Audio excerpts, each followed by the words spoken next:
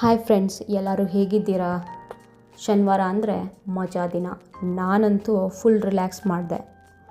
ಒಂದು ಚಿಕ್ಕ ಮಾತಷ್ಟೇ, ಕೆಲವರು 50,000ದಿಂದ 1,00,000 ಸ್ಯಾಲ್ರಿ ಅರ್ನ್ ಮಾಡ್ತಾರೆ, ಇನ್ನೂ ಜಾಸ್ತಿ ಕೂಡ ಅರ್ನ್ ಮಾಡ್ತಾರೆ. ಆದರೂ month end account almost zero. ಯಾಕೆ ಅಂತ ಯಾವತ್ತಾದರೂ ಯೋಚನೆ ಮಾಡಿದ್ದೀರಾ? ಈಗ ಸ್ಯಾಲ್ರಿ ಬಂದಾಗ ಫುಲ್ ಜೋಶಲ್ಲಿ ಇರ್ತೀವಿ, ಫುಲ್ ಖುಷಿಯಾಗಿರ್ತೀವಿ.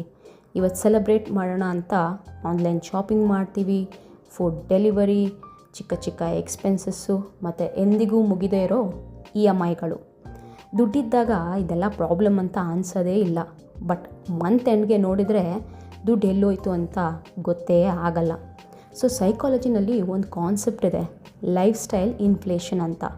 ಅಂದರೆ ಇನ್ಕಮ್ ಇನ್ಕ್ರೀಸ್ ಆದರೆ ಎಕ್ಸ್ಪೆನ್ಸಸ್ ಕೂಡ ಇನ್ಕ್ರೀಸ್ ಆಗುತ್ತೆ.